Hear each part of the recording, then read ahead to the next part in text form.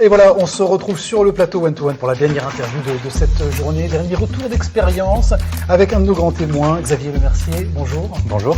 Merci d'avoir accepté notre invitation, Xavier. Vous êtes médecin généraliste, secrétaire général de l'association des maisons et pôles de santé Nouvelle-Aquitaine et enfin membre du comité médical auprès du fondateur de Doctolib. Ça, c'est pour les présentations.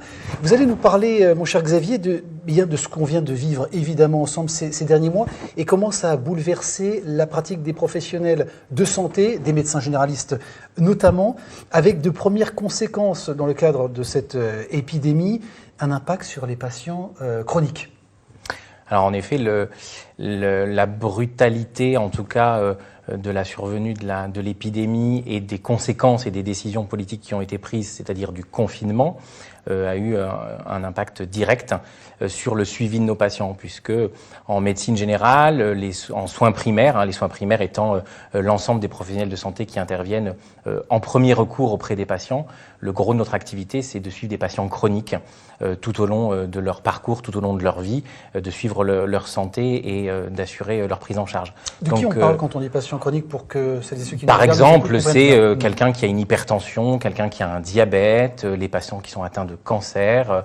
Voilà, tout ça, ce sont des pathologies qui interviennent au quotidien dans la vie des patients et qui se différencient de la pathologie aiguë qui, elle, est une pathologie à un moment donné, mais qui n'a pas de conséquences dans le long terme sur la vie du patient. Bon, est-ce que ça veut dire, Xavier, pour être tout à fait concret, que ce sont des patients qui ont disparu de votre scope, qui ont à un moment abandonné leur parcours de soins? Alors c'était le risque, clairement, puisque ces patients, on doit les voir, les réévaluer régulièrement, assurer leur suivi et leur permettre d'être pris en charge au long cours. Et en fait, à un moment donné, avec le confinement, un certain nombre de consultations se sont arrêtées et les patients ont suivi les consignes qui leur ont été données, c'est-à-dire qu'ils ne sont plus venus d'emblée voir leur médecin. Parfois au risque de retard de prise en charge, parfois au risque de retard dans le diagnostic de certaines pathologies ou d'évolution de maladies qui pourraient être vraiment délétères, voire catastrophiques pour eux. Bon, patients chroniques, les patients aigus aussi, qu'est-ce que vous mettez dans cette définition qui a été directement concernée par cette pandémie, par la façon dont on a géré cette crise? Alors le patient qu'on appelle aigu, la situation aiguë en médecine générale, c'est la situation assez simple. C'est par exemple, j'ai eu un traumatisme du genou, je me suis cogné le genou, je suis tombé, j'ai un problème de santé que je ressens immédiatement et je vais consulter un professionnel de santé pour résoudre mon problème à un moment donné, qui va peut-être durer un certain temps, mais qui va pas durer de façon chronique. Bon, en plus de ces patients, ces catégories de patients, vous avez dû faire face aux suspicions de Covid, parfois malheureusement avérées, avec beaucoup de cas, avec des disparités en fonction des territoires.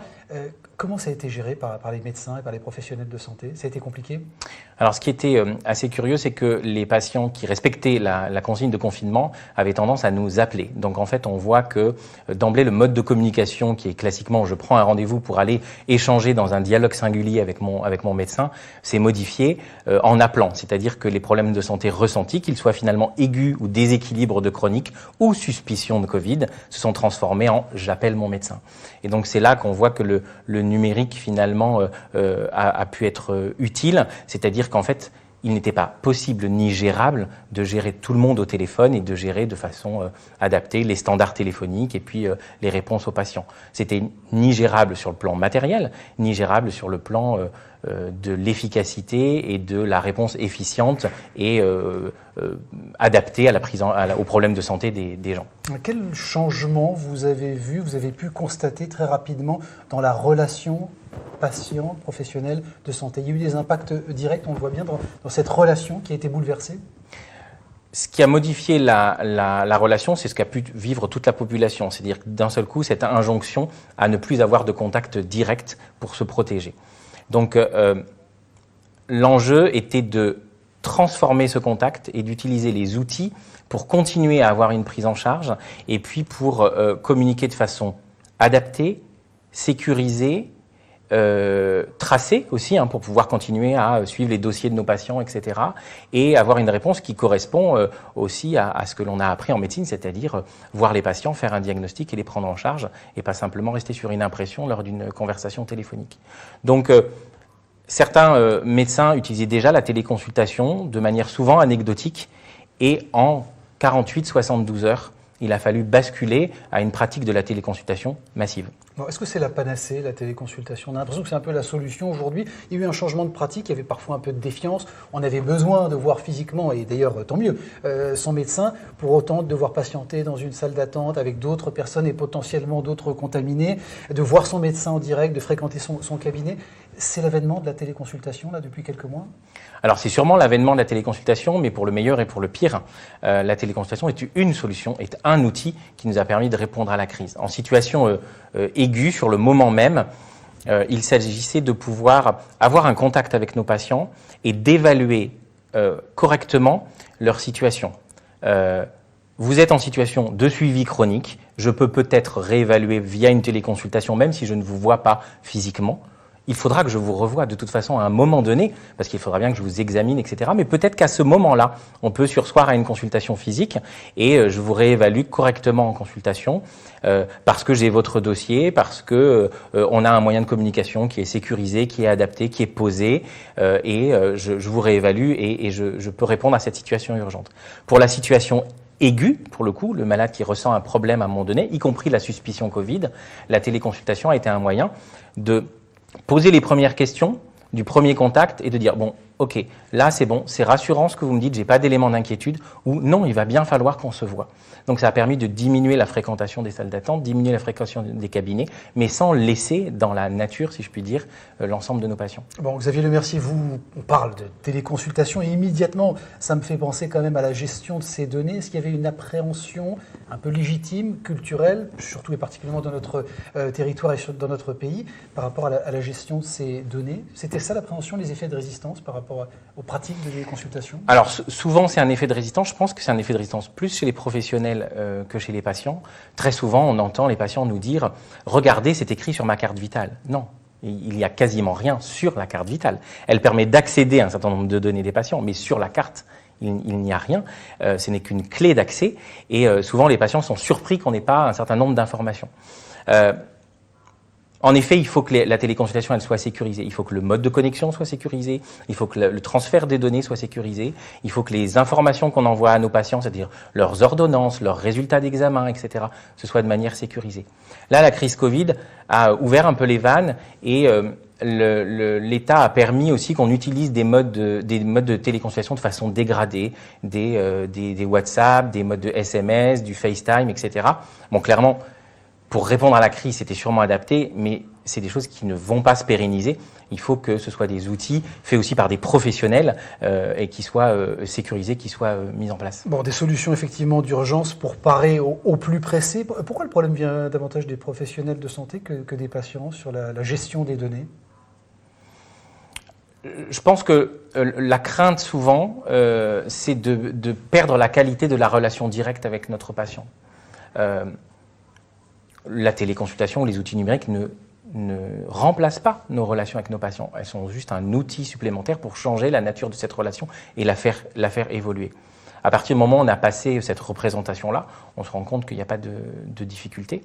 En ce qui concerne la sécurisation des données, on est dans un pays, on est en Europe, il y a une réglementation. Si on utilise des outils qui sont labellisés, qui répondent à la réglementation, à la RGPD, a priori, il n'y a pas de difficulté. Mais ce n'est pas notre domaine de compétence chez les professionnels de santé, donc ça crée une crainte parce que c'est quelque chose que nous ne connaissons pas. Pour autant, vous continuez à nous dire qu'il va falloir réglementer, qu'il va falloir sécuriser. Ça veut dire que la RGPD ne suffit pas ? Ah, je suis pas du tout compétent pour répondre à cette question.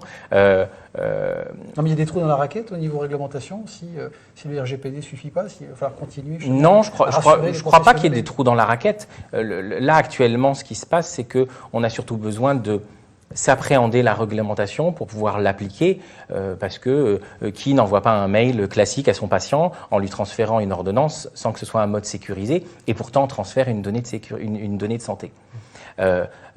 Alors qu'à côté de ça, on peut utiliser des outils, ils existent, ils doivent se développer pour transférer des informations à nos patients et communiquer avec eux. Bon, ça veut dire que c'est des considérations qui vont intégrer progressivement la formation des médecins du futur, de demain? Oui, certainement.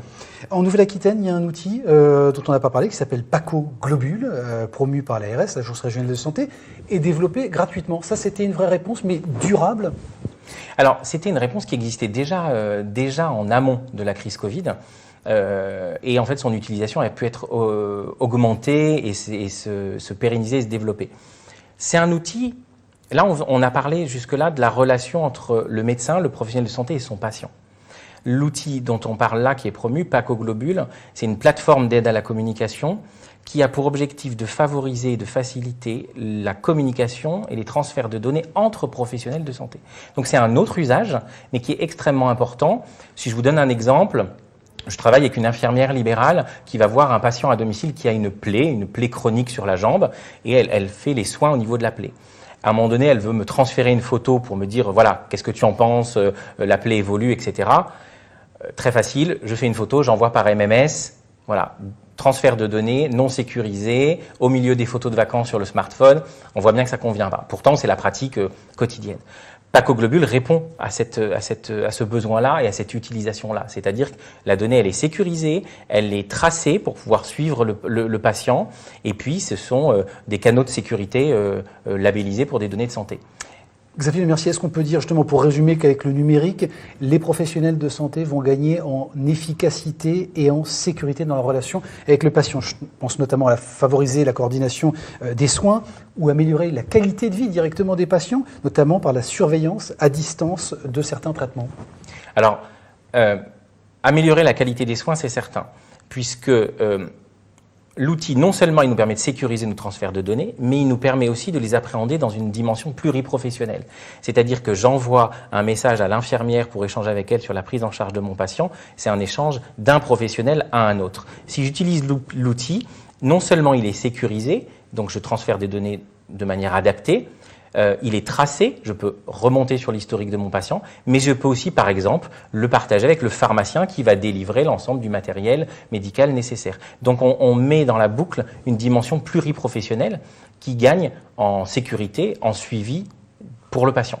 Et justement, côté patient, est-ce qu'on peut devenir davantage, c'est déjà le cas aujourd'hui, mais on voit que c'est progressif, devenir acteur de sa propre santé, de la gestion de sa propre santé, notamment s'impliquer davantage dans le suivi de ses pathologies ou des relations plus fluides entre les équipes de soignants, sans contrainte ni de temps ni de distance? Alors en effet, il y a un certain nombre d'outils maintenant qui permettent de faire la télésurveillance. Tout à l'heure, on a parlé de la téléconsultation, c'est-à-dire la relation directe en visio avec un patient.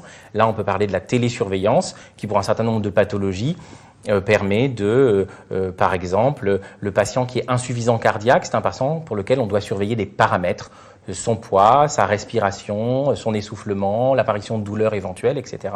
Eh bien, il existe des applications qui permettent au patient de remplir lui-même, répondre à des questionnaires simples, oui, non, je suis essoufflé, oui, non, plus qu'hier, oui, non, de monter sur sa balance qui va transférer le poids à l'application et transférer au professionnel de santé, avec une modalité de surveillance et de transmission de données, encore une fois, sécurisée. Bon, je voudrais qu'on parle aussi évidemment des administrations et des organismes payeurs. On sait que la santé, ça coûte cher, que c'est une dépense, ou en tout cas un investissement, mais une dépense parfois lourde pour les États. Maîtriser les dépenses de santé, c'est possible grâce notamment au numérique, vous pensez? Alors, sûrement, on a l'éternel sujet du dossier médical partagé qui est en arrière-fond depuis des années et des années. Sûrement que si les outils se développent de manière adaptée aux pratiques et aux usages, et surtout sont interopérables entre eux, on arrivera à utiliser cet outil qui peut être formidable et qui nous permet de savoir de quoi a bénéficié notre patient pour éviter des redondances, par exemple dans les prescriptions ou dans les suivis qui sont faits. L'interopérabilité, c'est une chose qui est, à mon avis, extrêmement importante, puisque le fantasme de dire un jour nous aurons un outil unique et qui fera tout, ça reste un fantasme. Par contre, des outils qui interagissent entre eux, c'est extrêmement important, y compris avec les administrations et en particulier avec l'assurance maladie. Maintenant, par exemple, la numérisation et la dématérialisation des arrêts de travail, y compris des arrêts pour maladies professionnelles ou accidents de travail, tout ça c'est dématérialisé et de manière extrêmement accélérée lors de la crise Covid. C'est-à-dire qu'il y avait des choses qui étaient dématérialisées depuis longtemps et d'autres qu'on attendait, et en quelques jours, ça s'est dématérialisé. Je pense en particulier aux maladies professionnelles et accidents de travail.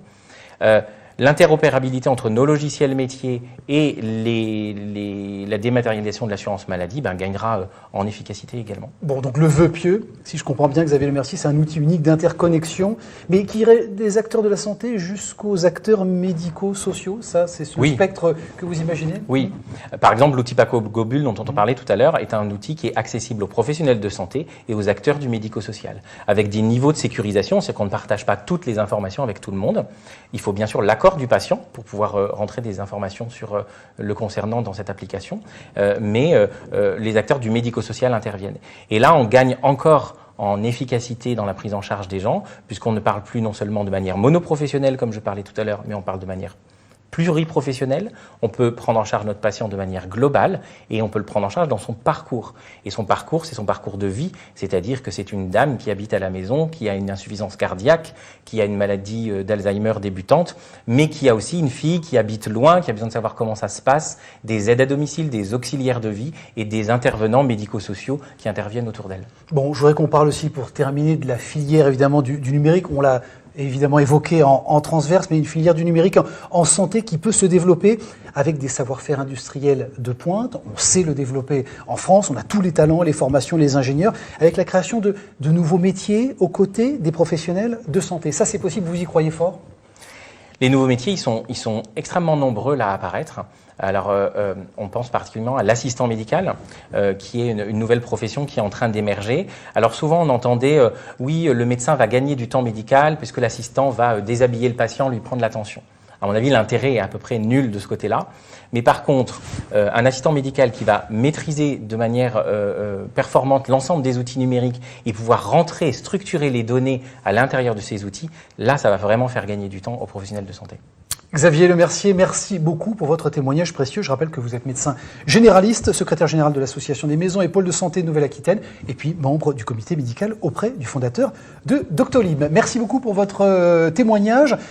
On retrouvera Stéphane dans quelques minutes à 16h30 très précisément. Stéphane, je crois que vous allez nous parler de numérique responsable. On va vers la conclusion de cette journée progressivement. Quant à moi, je vous retrouve demain pour 2 témoignages au moins très forts, 2 retours d'expérience sur ce plateau one-to-one. Vous pouvez continuer bien sûr à réagir massivement sur les réseaux sociaux avec le hashtag #LiveSessionNiort, live session au pluriel Niort. À tout à l'heure 16h30 sur le plateau numéro 1.